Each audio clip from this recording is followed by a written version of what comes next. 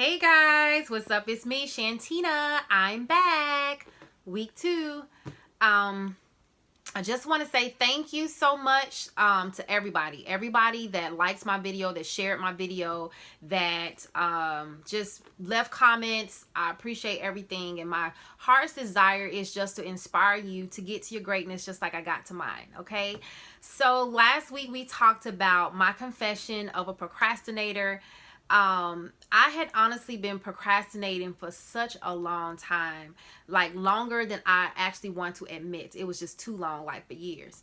And there was a reason why I was procrastinating. I shared a little bit about it last week. I'm going to share more about it this week. But I'm going to start off with a question. How many of you know that you are called to greatness and that you are called to greatness now?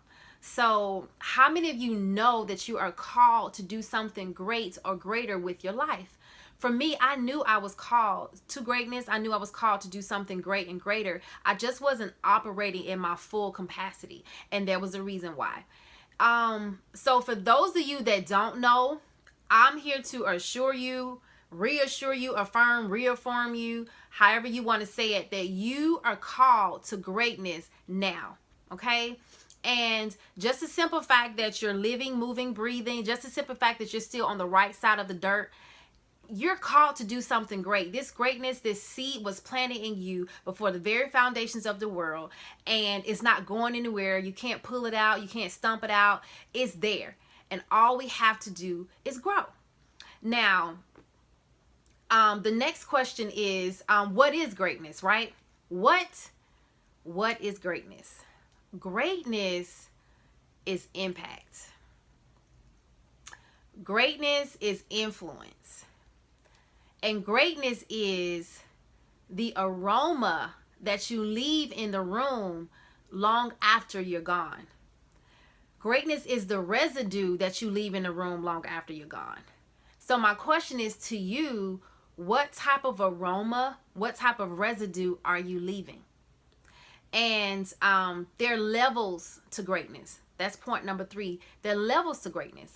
A lot of us want to be great in the big things. We want to write the big book, and we want to be known for this and have 50,000 likes, and we want to be that, but we fail to be great in the small things.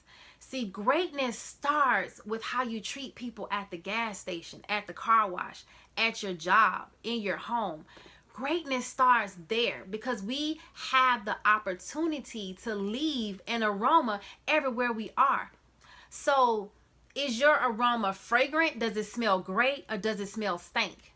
Those are the different questions that we have to ask ourselves. Now, for me, I was procrastinating. I knew that I was called to do something great. I was doing it, but I knew I was called to do it at a greater level, and I was kind of stuck, like I said, in that process of not really doing it. And the reason why I wasn't doing it was because of lack of belief in myself. And the reason why I did not believe in myself was because of this 4-letter word, right? Pain.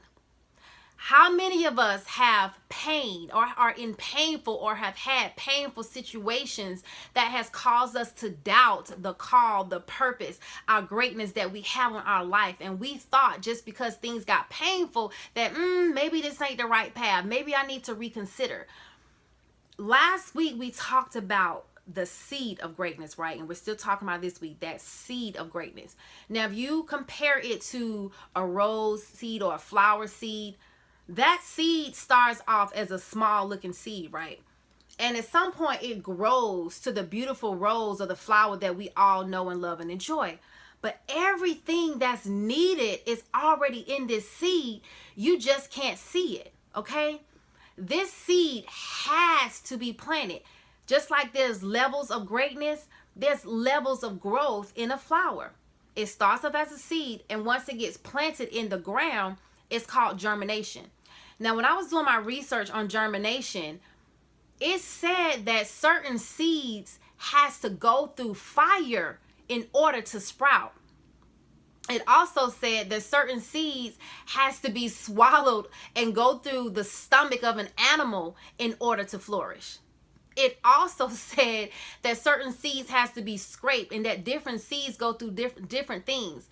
we're too busy comparing ourselves to other people's seeds and say, well, they didn't have to go through that. Why I gotta go through this, instead of just going through it. Your dirt may not look like somebody else's dirt, but best believe, honey, they went through dirt and they got dirt. Don't focus on their dirt. Focus on going through your dirt.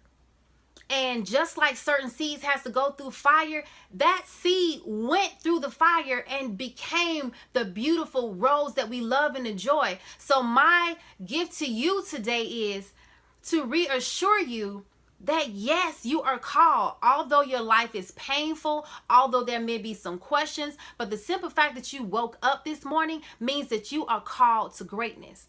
Number 2 is, you may not know what your greatness is, or maybe you know what it is, but now is the time to allow it to flourish. Now is the time to let it, to let the pain simmer down. You simmer down in the pain and grow through the pain. For me, I got stuck in the pain.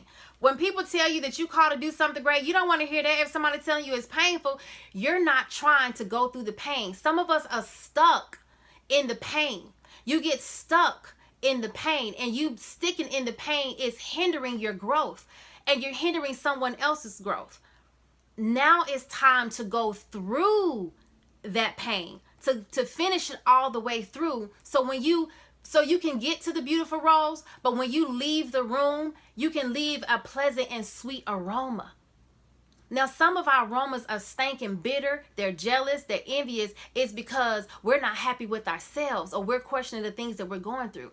But all you have to do is just change. It's just change, and change your outlook on what you're going through. And your aroma can become sweet, and it can become loving, it can become compassionate, because you know there's an end to your growth. There's a season that you're going to get to that's greater and that's better than what you're going through right now. So my question is to you, what type of fragrance and aroma are you going to leave with people this week? You know that you're called to greatness. Are you going to be bitter, or are you going to be better? Are you going to allow this pain that we all know is there, because it was there in my life? Didn't want to admit it, but it was there. Years and years of stuff, right? Are you going to allow it to make you bitter or better? Are you going to allow it to make you complacent, or to grow and to flourish? Okay? That's all I have for you today. I was trying to make sure, look at my notes like, okay. What I want to leave for you today is this. Yes, you are called to greatness. Yes, we are called to greatness. Yes, you are great. Yes. Think about your impact. Think about your influence, and think about your aroma, and allow it to be sweet. Next week, I'm going to talk about how to get it to that sweet smelling aroma that we all know to grow and love. I'm going to leave you with something today. The first step to that is just to believe. Believe that you are called to greatness right now. Okay? Look around. I don't care how cute, how ugly, how messy it is. Believe that you are called to greatness right now. And guess what? When we get back next week, I'm going to show you how to grow and to flourish that belief, to get to not only your greatness, but your illuminated greatness, right? Last week, we talked about the path, or the confessions of a procrastinator. I also call this the path to illuminated greatness, because you're called to greatness, and your greatness illuminates when you impact and affect somebody else. All right? That's all I have for you today. Thank you so much for listening, and I'll see you next week. It's never too late to be great.